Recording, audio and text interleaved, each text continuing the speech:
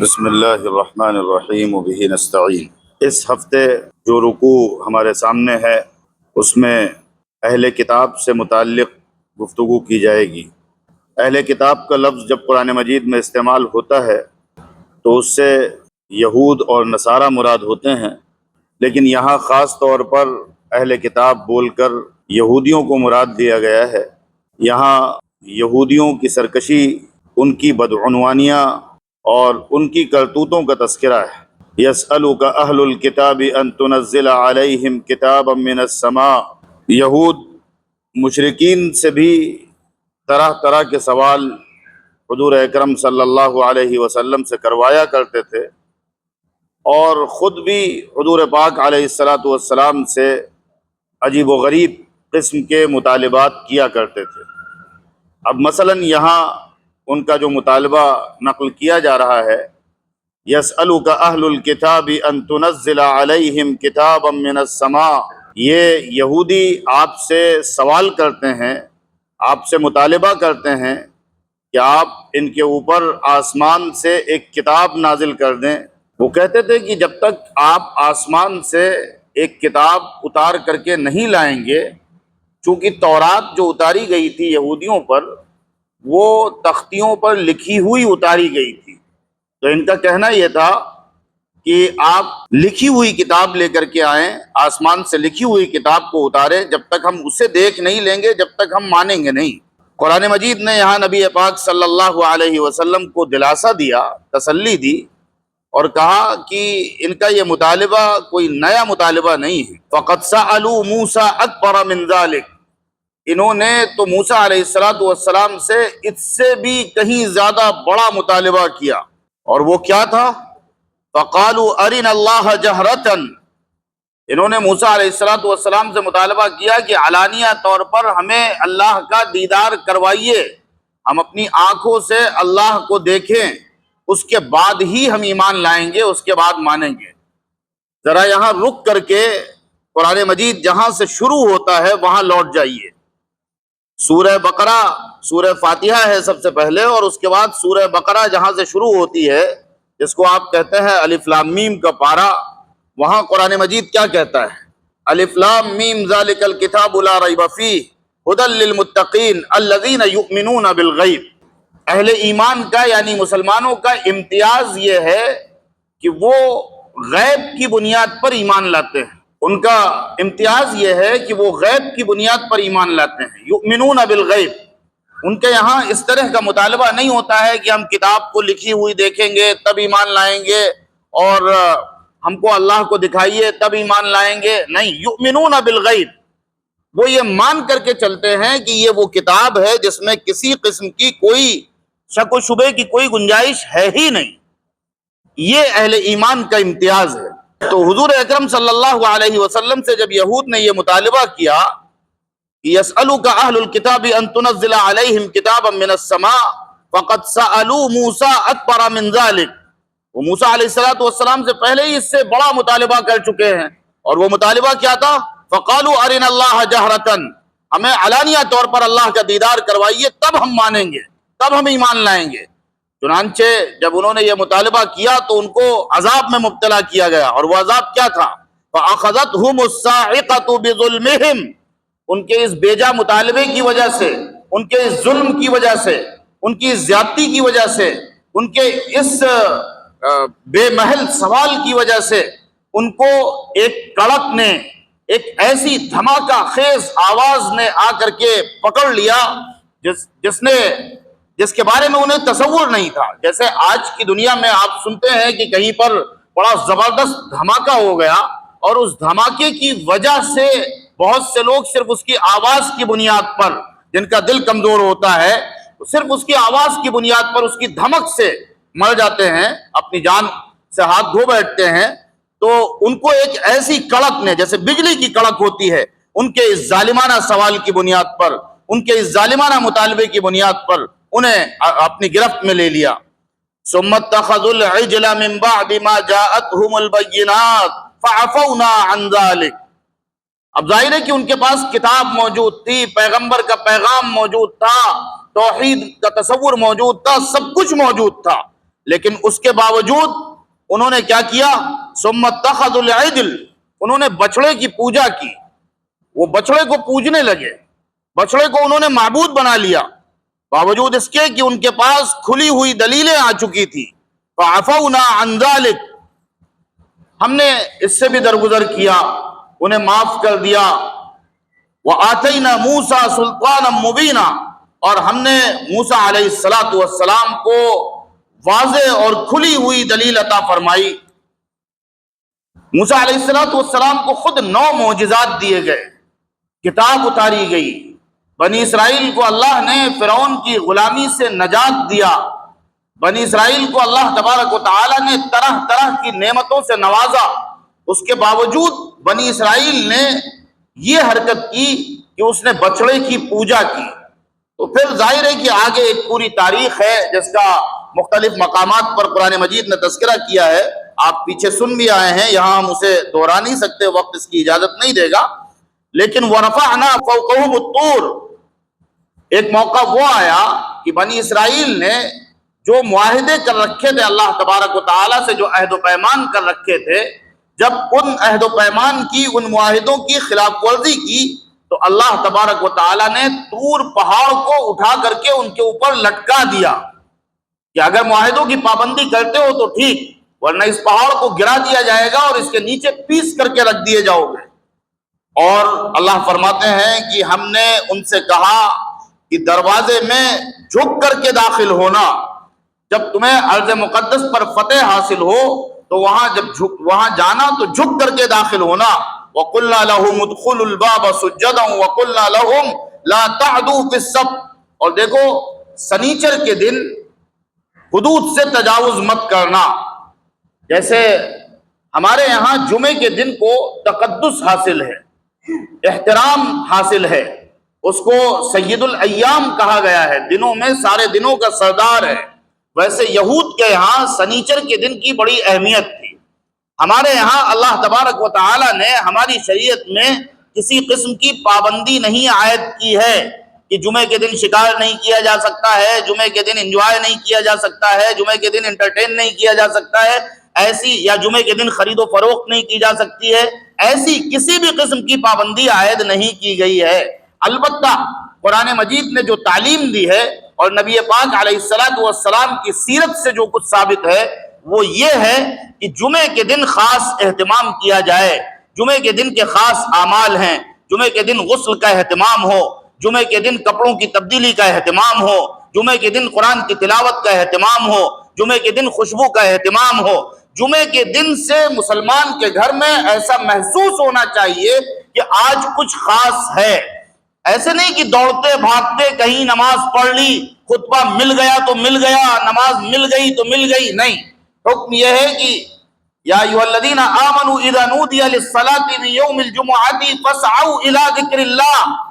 جب نماز کے لیے اذان بلند کی جائے، نماز کے لیے آواز دی جائے تو اللہ کے ذکر کی طرف دوڑو۔ فاسعوا الی ذکر اللہ وذروا البیع، اور خرید و فروخت چھوڑ دو، یعنی اس سے پہلے آدمی کو اپنی دکان بند کر دینا چاہیے، اپنے کام سے فارغ ہو جانا چاہیے، اپنا وقت فارغ کر لینا چاہیے کہ جمعے کی اذان ہونے والی ہے، اذان ہوتے ہی مسجد میں پہنچ جائے، یہ نہیں کہ خطبے کے وقت پہنچے، یہ نہیں کہ خطبہ ختم ہو رہا ہو تو پہنچے، نہیں۔ لیکن پابندی کوئی نہیں لگائی گئی ہے۔ یہود کے یہاں سنیچر کے دن بہت سے کاموں پر پابندی لگا دی گئی تھی، مثلا یہ کہ شکار نہیں کرنا ہے، اور جو سمندر کے کنارے رہتے تھے ان کو اللہ عز و جل آزماتا تھا، ایسے آزماتا تھا کہ عام دنوں میں تو مچھلی نظر نہیں آتی تھی، اور سنیچر کے دن مچھلی سطح آب پر، سطح سمندر پر بالکل اوپر آ جایا کرتی تھی کہ ہاتھ سے پکڑ لی جائے۔ ظاہر ہے کہ یہ اللہ کا اصول ہے، اللہ کسی کو دے کر کے آزماتا ہے اور کسی سے لے کر کے آزماتا ہے، کسی کو صبر کے ذریعے آزماتا ہے اور کسی کو شکر کے ذریعے آزماتا ہے۔ کبھی اللہ دیتا ہے اور دیکھتا ہے کہ کون اطاعت گزار ہے، کون فرما بردار ہے، کون شکر گزار ہے، اور کبھی اللہ لیتا ہے، اخذ کر لیتا ہے، کبھی مال میں کمی کے ذریعے، کبھی کسی بیماری کے ذریعے، کبھی بھوک کے ذریعے، کبھی قحط کے ذریعے اللہ پاک آزمائش کرتے ہیں۔ تو ان کو حکم دے دیا گیا تھا کہ سنیچر کے دن حد سے تجاوز نہیں کرو گے۔ جو حکم دیا گیا ہے اس حکم سے تجاوز نہیں کرو گے. وَأَخَذْنَا مِنْهُمْ مِيثَاقًا غَلِيظًا، اور ہم نے ان سے بڑا پختہ عہد لیا تھا، ہم نے ان سے بڑا پکا عہد لیا تھا. فَبِمَا نَقْضِهِمْ مِيثَاقَهُمْ، اب دیکھیے یہاں بڑی اہم بات فرمائی جا رہی ہے. فَبِمَا نَقْضِهِمْ مِيثَاقَهُمْ، ہم نے ان کے عہد توڑنے کی وجہ سے، اللہ سے جو معاہدہ انہوں نے کیا تھا، سمع و طاعت کا، فرما برداری کا، اطاعت گزاری کا، اللہ سے انہوں نے جو معاہدہ کیا تھا، اس معاہدے کو توڑنے کی وجہ سے ہم نے ان کے ساتھ کیا کیا، اس کا قرآن مجید نے یہاں ذکر کرنا بھی ضروری نہیں سمجھا، اس لیے کہ بہت سے مقامات پر قرآن نے ایک تو اسے بیان کیا ہے، اور ظاہر ہے کہ اللہ سے کیا ہوا جب معاہدہ توڑا جائے گا تو اس کے نتیجے میں کیا ہوگا؟ لعناہم، ہم نے ان پر لعنتوں کی بارش کر دی، ہم نے ان پر لعنتیں برسائیں. اور لعنتیں برسانے کا مطلب کیا ہے؟ اللہ نے انہیں اپنی رحمت کے دائرے سے خارج کر دیا، اور اللہ جسے اپنی رحمت کے دائرے سے خارج کر دے گویا وہ ہر چیز سے محروم ہو گیا. تو فرمایا کہ ان کے معاہدے توڑنے کی وجہ سے، وَكُفْرِهِمْ بِآيَاتِ اللَّهِ، اور اللہ کی آیات کا انکار کرنے کی وجہ سے، وَقَتْلِهِمُ الْأَنْبِيَاءَ، اور انبیاء علیہم السلام کو ناحق طریقے پر قتل کرنے کی وجہ سے، وَقَوْلِهِمْ قُلُوبُنَا غُلْفٌ، اتنے ڈھیٹ تھے یہودی اور اتنے خبیث تھے، اتنے مجرم تھے نہیں بلکہ ہیں، ان کے دماغوں میں ایسا خناس، اب آخری درجے کی یہ ڈھٹائی کہ رسول انہیں اللہ کی طرف بلا رہے ہیں، اور وہ کیا کہتے تھے؟ وَقَوْلِهِمْ قُلُوبُنَا غُلْفٌ، ہمارے دلوں پر تو پردے پڑے ہوئے ہیں، ہم نہیں سمجھتے، ہمیں سمجھنے کی ضرورت نہیں ہے، آپ کی بات ہماری سمجھ میں آتی ہی نہیں ہے، اس لیے کہ ہمارے دلوں پر پردے پڑے ہوئے ہیں. وَقَوْلِهِمْ قُلُوبُنَا غُلْفٌ بَلْ طَبَعَ اللَّهُ عَلَيْهَا بِكُفْرِهِمْ، واقعہ یہ ہے کہ اللہ تبارک و تعالی نے ان کے کفر کی بنیاد پر ان کے دلوں پر مہر لگا دی. یہاں کفرہم سے مراد حضرت عیسیٰ علیہ السلام کا انکار ہے. یہودیوں نے حضرت عیسیٰ علیہ السلام کی مسیحیت کو اور ان کی رسالت کو تسلیم نہیں کیا، ان کو مانا نہیں. تو فرمایا کہ ان کے انکار کی وجہ سے، ان کے کفر کی وجہ سے اللہ نے ان کے دلوں پر مہر لگا دی. اللہ کا یہ قانون ہے کہ اللہ رسی ڈھیلی کرتا ہے، اللہ مواقع دیتا ہے، اللہ مہلت دیتا ہے. آدمی مان لے، آدمی سمجھ لے، آدمی حق کو قبول کر لے، لیکن جب آدمی ڈٹ جاتا ہے، ڈھٹائی پر آمادہ ہو جاتا ہے، ماننے کے لیے تیار ہی نہیں ہوتا ہے، سننے کے لیے تیار ہی نہیں ہوتا ہے، اس کی مثال ایسی ہو جاتی ہے جیسے سمن بکمن عمیٌ فہم لا یرجعون، اندھے بہرے گونگے، اذان ہو رہی ہے، اذان کی آواز کان میں نہیں آ رہی ہے، اذان کے الفاظ بولے جا رہے ہیں لیکن اللہ کی بڑائی سمجھ میں نہیں آ رہی ہے، نہ حق سنائی پڑ رہا ہے، نہ حق دکھائی پڑ رہا ہے، اور نہ حق کو بولا جا رہا ہے، نہ حق کو قبول کیا جا رہا ہے. جب آدمی اس ڈھٹائی پر آمادہ ہو جاتا ہے تو پھر اللہ تبارک و تعالیٰ کی طرف سے فیصلہ ہو جاتا ہے، اس کی توفیق سلب کر لی جاتی ہے، چھین لی جاتی ہے، پھر وہ اس کے اندر سے صحیح اور غلط کی تمیز مٹا دی جاتی ہے، پھر وہ جائز اور ناجائز، حرام اور حلال، حق اور ناحق، حق اور باطل کے درمیان فرق نہیں کر پاتا ہے. یہ اس وقت ہوتا ہے جب انسان سارے آپشن اور ساری لائف لائن کو ڈینائی کر دیتا ہے، سارے مراحل سے گزر چکا ہوتا ہے، مخالفت پر بالکل اڑ چکا ہوتا ہے کہ نہیں ہمیں نہیں ماننا ہے. تو یہ مرحلہ تب آتا ہے. یہ اس مرحلے کا ذکر ہے کہ ان کے عہد توڑنے کی وجہ سے، اللہ کی آیات کا انکار کرنے کی وجہ سے، انبیاء کو ناحق قتل کرنے کی وجہ سے، اور ڈھٹائی کے ساتھ یہ کہنے کی وجہ سے کہ ہمارے دلوں پر تو تالے پڑے ہوئے ہیں، پردے پڑے ہوئے ہیں، غلاف چڑھے ہوئے ہیں، ہم نہیں سمجھتے. اللہ تبارک و تعالی نے ان کے کفر کی بنیاد پر ان کے دلوں پر مہر لگا دی. فلا یؤمنون الا قلیلا. یہود کی پوری تاریخ اٹھا کر کے دیکھ لیجئے، عہد نبوی صلی اللہ علیہ وسلم سے لے کر کے اور آج تک سب سے کم اسلام کو قبول کرنے والی جو قوم ہے وہ یہود ہے. فرمایا فلا یؤمنون الا قلیلا، یہ ایمان نہیں لاتے ہیں لیکن بہت شاد و نادر، بہت تھوڑے لوگ اکا دکا ایمان لے آتے ہیں. وَبِكُفْرِهِمْ وَقَوْلِهِمْ عَلَى مَرْيَمَ بُهْتَانًا عَظِيمًا، اور مزید یہ سلسلہ، یہ سب ان کی گویا چارج شیٹ اللہ میاں سامنے کھول رہا ہے. ان کی جو فرد جرم ہے ان کے جو جرائم کی فہرست ہے وہ اللہ سبحانہ و تعالیٰ یہاں شمار کرا رہے ہیں، ان کے کفر کی وجہ سے اور حضرت مریم علیہ السلام کے سلسلے میں ان کی طرف سے بہتان عظیم لگائے جانے کی وجہ سے۔ آپ یقین مانیں کہ اگر ببلیکل لٹریچر میں حضرت مریم علیہ السلام کے سلسلے میں جو کچھ لکھا گیا ہے اسے آپ پڑھ لیں گے تو آپ کی روح کانپ جائے گی۔ قرآن مجید نے حضرت مریم کو صدیقہ کہا ہے، وَأُمُّهُ صدیقہ، یعنی حضرت عیسیٰ علیہ السلام کی ماں جو تھی وہ ایک سچی عفت معاب پاک دامن خاتون تھی، اور حضرت عیسیٰ علیہ السلام اللہ کی طرف سے کلمہ یعنی روح ڈالی گئی تھی، پھونکی گئی تھی، جس کے ذریعے سے وہ پیدا ہوئے تھے۔ ان پر انہوں نے اتنے خطرناک الزامات لگائے ہیں اور ایسی ایسی روایات گڑھی ہیں۔ حضرت مریم کی منگنی ہو چکی تھی، انہی کی روایات میں جو نام آتا ہے یوسف نجار کا، لیکن رخصتی نہیں ہوئی تھی۔ اس سے پہلے اللہ تبارک و تعالیٰ نے دوسرا فیصلہ فرما دیا، اس فیصلے کے تحت حضرت عیسیٰ علیہ السلام پیدا ہوئے، لیکن ان یہودیوں نے حضرت مریم علیہ السلام پر زنا کا الزام لگایا، اور ایسی ایسی دیومالا اور ایسی ایسی کہانی گڑھی ہے کہ اگر ببلیکل لٹریچر آپ کو پڑھنے کا اتفاق ہو اور آپ اسے پڑھیں تو آپ حیران رہ جائیں گے کہ یہ پستی کی کس حد تک گر سکتے ہیں، یہ ایک نبی کی، ایک رسول کی ماں پر کیسے کیسے الزامات لگا سکتے ہیں۔ قرآن مجید کا عجیب و غریب اعجاز ہے، ایک لفظ کے ذریعے پورے ببلیکل لٹریچر کی ساری روایات پر قرآن نے پانی پھیر دیا۔ قرآن نے کہا وَقَوْلِهِمْ عَلَى مَرْيَمَ بُهْتَانًا، اور اس کے بعد پھر ایک صفت لائی گئی عظیمہ۔ انہوں نے مریم کے سلسلے میں جو کچھ کہا وہ نہ صرف یہ کہ بہتان ہے،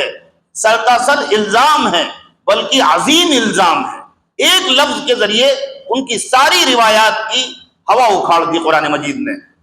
وَقَوْلِهِمْ إِنَّا قَتَلْنَا الْمَسِيحَ عِيسَى ابْنَ مَرْيَمَ رَسُولَ اللَّهِ، اور ان کے یہ کہنے کی وجہ سے کہ ہم نے مسیح عیسیٰ ابن مریم کو قتل کیا ہے۔ یہ یہودیوں کا دعویٰ تھا، رومی عدالت سے انہوں نے فیصلہ صادر کروایا تھا، وہ ایک پوری تفصیل ہے جس کا ظاہر ہے کہ یہاں موقع نہیں، آپ کو اللہ توفیق دے تو آپ ان تفصیلات کو پڑھیے۔ ہمارے یہاں افسوس کی بات یہ ہے کہ اپنی کتاب پڑھنے کا رواج نہیں ہے، جائے کہ دوسروں کی کتاب پڑھی جاتی۔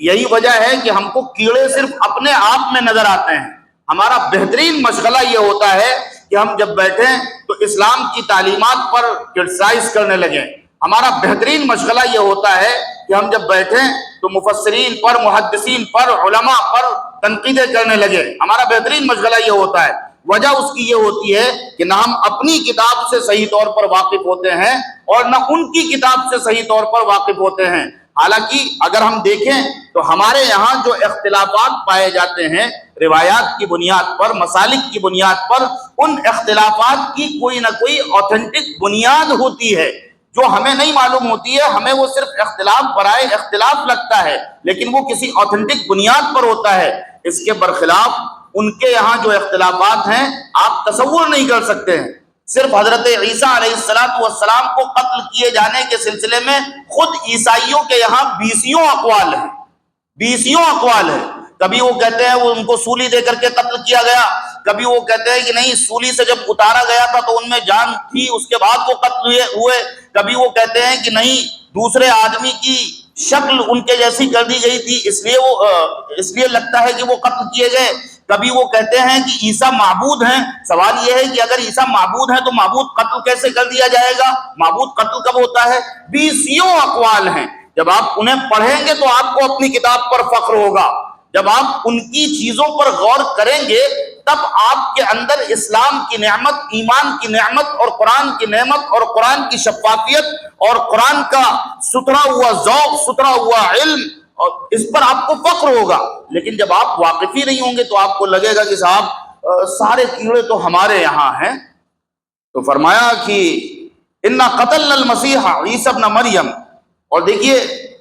یہاں یہودیوں کا بھی رد ہے اور عیسائیوں کا بھی رد ہے۔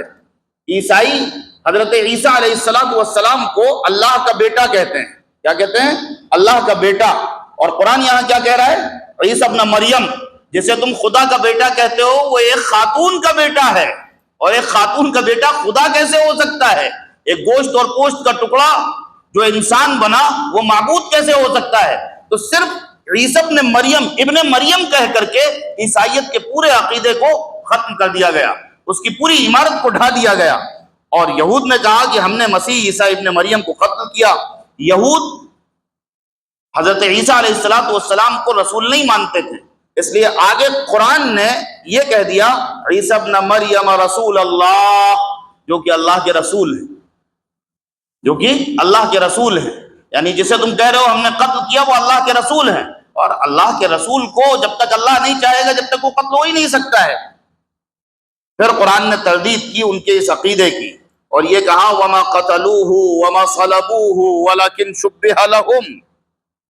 انہوں نے نہ ہی حضرت عیسیٰ علیہ السلام کو قتل کیا اور نہ حضرت عیسیٰ علیہ السلام کو سولی دی، بلکہ معاملہ ان کے لیے مشتبہ کر دیا گیا، معاملہ ان کے لیے مشتبہ کر دیا گیا۔ جو خود برناباس کی انجیل میں پوری تفصیلات ہے، ان تفصیلات سے یہ معلوم ہوتا ہے کہ جو شخص حضرت عیسیٰ علیہ السلام کی طرف یہودیوں کی رہنمائی کر رہا تھا اور جس نے آپ کو گرفتار کروایا تھا وہ خود آپ کے حواریوں میں سے تھا، لیکن اس نے غداری کی، اس کے نتیجے میں اس کو یہ سزا ملی کہ اللہ تبارک و تعالیٰ نے اس کو حضرت عیسیٰ علیہ السلام کی مشابہ شکل دے دی، اسی کو گرفتار کیا گیا اور اسی کو سولی پر چڑھایا گیا، جس کو قرآن مجید نے کہا ہے وَلَكِنْ شُبِّهَ لَهُمْ، معاملہ ان کے لیے مشتبہ کر دیا گیا۔ وہ جو کچھ دعویٰ کرتے ہیں قتل مسیح کی اور مسیح کو سولی دینے کی، یہ سب ان کے بلا دلیل دعوے ہیں، ان دعووں کی کوئی دلیل نہیں ہے، کوئی آتھینٹسٹی نہیں ہے۔ فرمایا وَإِنَّ الَّذِينَ اخْتَلَفُوا فِيهِ لَفِي شَكٍّ مِّنْهُ، یقیناً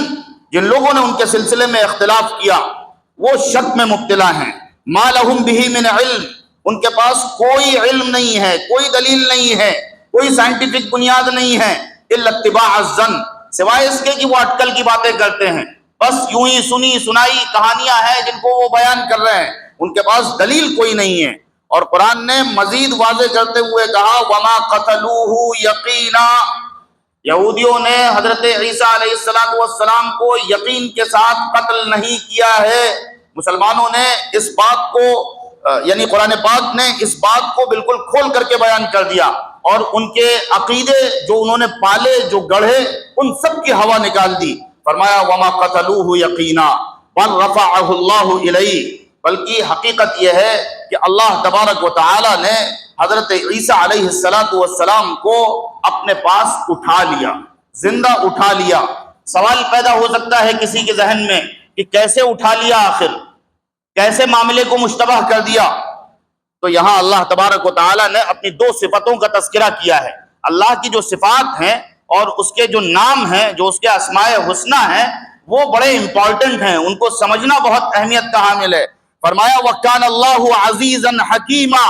اللہ تبارک و تعالی بہت زبردست ہے، غالب ہے، بڑی قدرت والا ہے، بڑی حکمت والا ہے، اس کی قدرت مطلقہ کی بنیاد پر وہ ہر کچھ کرنے پر قادر ہے۔ ان اللہ علی کل شیء قدیر، اللہ تبارک و تعالی جو چاہے وہ کرنے پر قادر ہے، اور اس کی حکمت کو ہم سمجھ نہیں سکتے ہیں، وہ کس چیز کو کیسے کرتا ہے۔ جس طرح سے دنیا انکشافات کرتی چلی جا رہی ہے، ایجادات کرتی چلی جا رہی ہے، سائنس ترقی کرتی چلی جا رہی ہے، یہ خدائے وحدہ لا شریک کی حکمت ہے، اس کی حکمتوں کے نظارے ہیں جو انسان حاصل کرتا چلا جا رہا ہے، ترقی کرتا چلا جا رہا ہے۔ اللہ اپنی حکمت کے نظارے انسان کو اس پورے یونیورس میں بھی دکھا رہا ہے، اور خود انسان کے جسم کے اندر دماغ کے ایک ایک سیلز میں اللہ تبارک و تعالی اپنی حکمت کے نظارے دکھا رہا ہے۔ ایک ڈاکٹر جو ہوتا ہے، جب اس کا ایمان مکمل ہوتا ہے اور وہ اس کو مومنانہ بصیرت حاصل ہوتی ہے، اور وہ جب کسی کے دماغ کا آپریشن کرتا ہے اور وہ دماغ کے سیلز کو دیکھتا ہے تو وہ چیخ اٹھتا ہے قرآن کی زبان میں ربنا ما خلقت ھذا باطلا، اے اللہ تو نے اس کو باطل نہیں پیدا کیا ہے، اے اللہ تو نے اس کو عبث نہیں پیدا کیا ہے، اے اللہ یہ تیری قدرت کی کاریگری ہے۔ اور جس کو ایمان کی یہ بصیرت اور کیفیت حاصل نہیں ہوتی ہے، وہ ان چیزوں کو جب دیکھتا ہے تو ان میں اسے خدا نہیں نظر آتا ہے۔ ایمان اگر حاصل ہو تو ایک ایک چیز میں، یہ جو فضاؤں میں تیرتی ہوئی برقی لہریں ہیں، ان سے لے کر کے اور زمین کے ذروں تک میں اور بوٹوں سے لے کر کے پتوں کی نسوں تک میں خدا نظر آتا ہے، اگر ایمان کی بصیرت حاصل ہو۔ اور اگر ایمان کی بصیرت نہ حاصل ہو تو آدمی انکار کر دیتا ہے۔ تو فرمایا وَكَانَ اللَّهُ عَزِيزًا حَكِيمًا، اللہ تبارک و تعالی بہت زبردست اور بڑی حکمت والا ہے۔ وَإِن مِّنْ أَهْلِ الْكِتَابِ إِلَّا لَيُؤْمِنَنَّ بِهِ قَبْلَ مَوْتِهِ، فرمایا کہ حضرت عیسیٰ علیہ السلام کی فطری، طبعی، حقیقی، نیچرل اینڈ ریئل ڈیتھ سے پہلے کوئی بھی اہل کتاب روئے زمین پر ایسا نہیں ہوگا جو ان کی موت سے پہلے ان پر ایمان نہ لے آئے۔ حضرت عیسیٰ علیہ السلام کا دوبارہ نزول ہوگا، اس وقت جو بھی اہل کتاب ہوں گے وہ حضرت عیسیٰ کی نیچرل اور ریئل ڈیتھ سے پہلے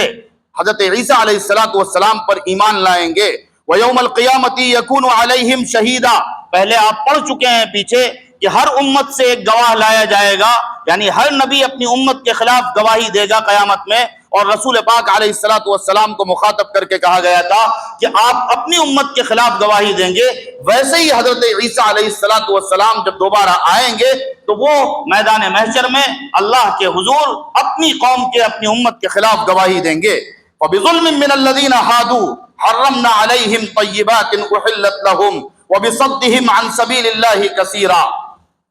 جن لوگوں نے یہودیت اختیار کی، خوب سن لیجئے اور سمجھ لیجئے، یہاں کہا گیا ہے من الذین ہادو، جن لوگوں نے یہودیت کو اڈاپٹ کیا، جو یہودی بن گئے۔ اٹ مینس کہ یہودیت کوئی مذہب نہیں تھا، عیسائیت، کرسچینٹی کوئی مذہب نہیں تھی، کوئی اور مذہب نہیں تھا۔ اللہ نے حضرت آدم علیہ السلام سے لے کر کے حضرت محمد مصطفیٰ صلی اللہ علیہ وسلم تک جتنے پیغمبروں کو شریعتیں دی، ان سب کا نام الاسلام تھا، اور سب کے ماننے والے مسلمان کہلاتے تھے۔ قرآن مجید کہتا ہے وَسَمَّاكُمُ الْمُسْلِمِينَ مِنْ قَبْلُ وَفِي هَذَا، اللہ نے پہلی امتوں میں بھی تمہارا نام مسلمان رکھا اور اس امت میں بھی تمہارا نام مسلمان رکھا ہے۔ ان الدین عند اللہ الاسلام، دین اللہ کے نزدیک صرف الاسلام ہے۔ آدم جو لائے وہ بھی الاسلام تھا، موسیٰ جو لائے وہ بھی الاسلام تھا، عیسیٰ جو لائے وہ بھی الاسلام تھا۔ حضرت محمد رسول اللہ صلی اللہ علیہ وسلم الاسلام کا لاسٹ اینڈ فائنل چیپٹر لے کر کے اس دنیا میں تشریف لائے۔ تو فرمایا کہ جن لوگوں نے ظلم کرتے ہوئے، زیادتی کرتے ہوئے یہودیت اختیار کر لی، ہم نے بعض پاکیزہ چیزیں ان پر حرام کر دی جو گرچہ ان کے لیے حلال کی گئی تھی، لیکن ان کے جرائم کی بنیاد پر، ان کے ظلم کی بنیاد پر ہم نے ان پر حرام کر دی۔ اور اس لیے حرام کر دی کیونکہ وہ اللہ کے راستے سے خود رکتے تھے اور دوسروں کو بھی روکتے تھے۔ صد کا لفظ جو استعمال ہوتا ہے وہ خود رکنے کے معنی میں بھی استعمال ہوتا ہے۔ خود کے قدم بھی اللہ کی طرف نہیں بڑھتے تھے، رسول کی طرف نہیں بڑھتے تھے، کتاب اللہ کی طرف نہیں بڑھتے تھے، شریعت کی طرف بھی نہیں بڑھتے تھے، اور دوسرے اگر بڑھنا چاہتے تھے تو ان کا ہاتھ پکڑتے تھے، ان کو روکتے تھے، ان کی راہ میں روڑے اٹکاتے تھے۔ اور وَأَخْذِهِمُ الرِّبَا، سود لینے کی وجہ سے، وَقَدْ نُهُوا عَنْهُ، حالانکہ ان کو سود لینے سے روکا گیا تھا۔ پیچھے آپ پڑھ آئے ہیں کہ جو سود لیتا ہے اور سودی کاروبار کرتا ہے اور سود کے جواز کا قائل بنتا ہے، اللہ تبارک و تعالیٰ نے صاف فرمایا ہے وہ اللہ اور رسول کے خلاف اعلان جنگ کرتا ہے۔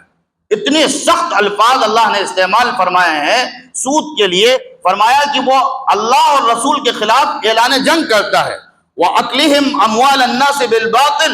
اور ان کے لوگوں کا مال باطل طریقے سے، ناجائز طریقے سے، ناحق طریقے سے ہڑپ کر جانے کی وجہ سے، کھا جانے کی وجہ سے۔ پیچھے سورہ آل عمران میں ایک ٹکڑا آیا تھا کہ امیوں کے سلسلے میں لَيْسَ عَلَيْنَا فِي الْأُمِّيِّينَ سَبِيلٌ، امیوں کے سلسلے میں یعنی ان عربوں کے سلسلے میں ہمارے اوپر کسی قسم کی کوئی گرفت نہیں ہے، ہم جو چاہیں وہ کریں، ان کا مال لوٹ سکتے ہیں۔ حتیٰ کہ یہودیوں نے اپنی شریعت میں تحریف کرتے ہوئے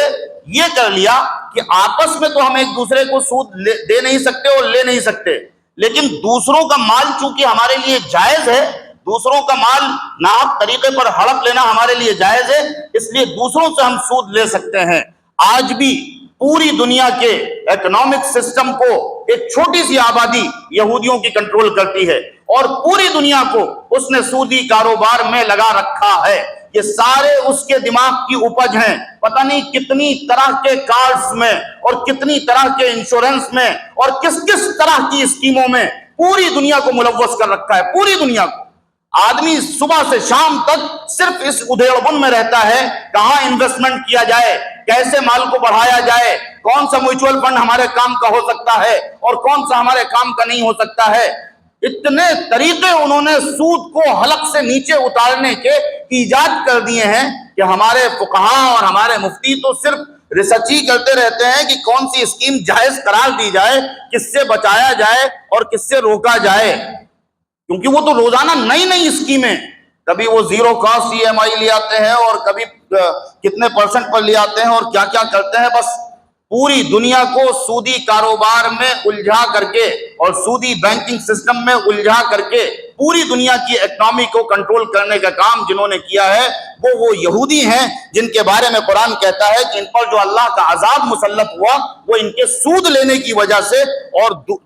دوسروں کا مال ناجائز طریقے سے، ناحق طریقے سے، باطل طریقے سے کھا جانے کی وجہ سے مسلط ہوا۔ فرمایا وَأَعْتَدْنَا لِلْكَافِرِينَ مِنْهُمْ عَذَابًا أَلِيمًا، ہم نے ان کافروں کے لیے بڑا دردناک عذاب تیار کر رکھا ہے۔ اب اس کے بعد اس رکوع کی آخری آیت میں وہی بات بتائی جا رہی ہے جو پہلے منافقوں کے سلسلے میں تذکرہ ہوا کہ نہ منافقوں کے لیے ابھی پورے طور پر دروازے بند کیے گئے ہیں اور نہ ان اہل کتاب کے لیے ابھی پورے طور پر دروازے بند کیے گئے ہیں، بلکہ اگر ان میں کوئی صاحب علم ہو، کوئی حق کو تلاش کرے، حق کو پا لے، حق کو سمجھ لے، حق کو قبول کر لے تو اللہ کے نزدیک اس کی توبہ قبول کر لی جائے گی۔ فرمایا لیکن الراسخون فی العلم منہم، ان میں سے جو علم میں رسوخ رکھنے والے ہیں، جو پڑھے لکھے لوگ ہیں، جو تحقیق کرنے والے ہیں، علم رکھنے والے ہیں،